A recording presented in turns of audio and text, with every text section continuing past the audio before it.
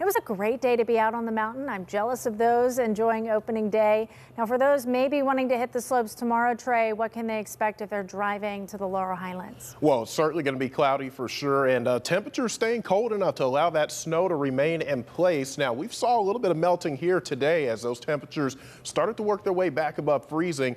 Overnight, expect lows in the upper 20s to near 30, so not as cold as it's been the last few nights due to all the cloud cover in place. We can't rule out a few flurries or light snow showers up along the I-80 corridor, but nothing too impactful tonight.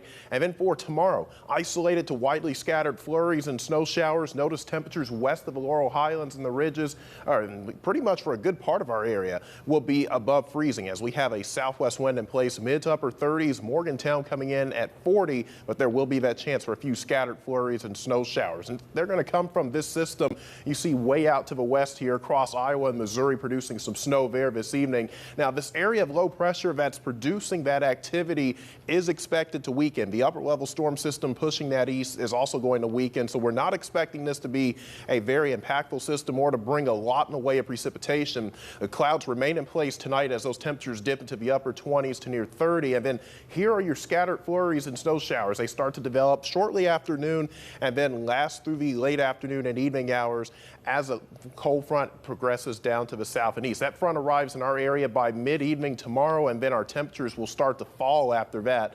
Monday, our high temperatures occur around midnight into the upper 20s, and then we'll spend most of the day on Monday in the mid-20s. Now, the skies will clear out as high pressure's in place, so that'll help us out, but it will still be fairly cold to start out this upcoming week.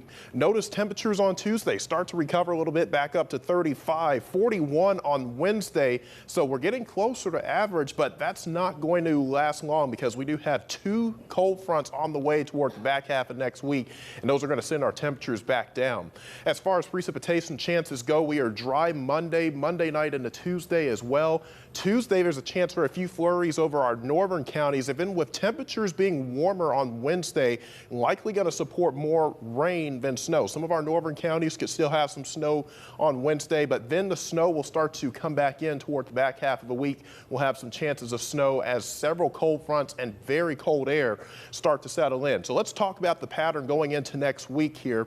We're expecting the Pacific jet stream to weaken a little bit. So notice how as that jet stream out in the Pacific weakens, it allows a big dip in the jet stream across the Midwest and Northeast. That is going to send some very cold air from the Arctic regions down into our region as we head toward the back half of next week. And there's a really good chance that we're going to have temperatures below normal, 80 to 90% chance highlighted by the Climate Prediction Center. So if you thought this past week was cold, well, get ready next week around this time, likely going to even be colder than what we've seen the last couple of weeks across our area.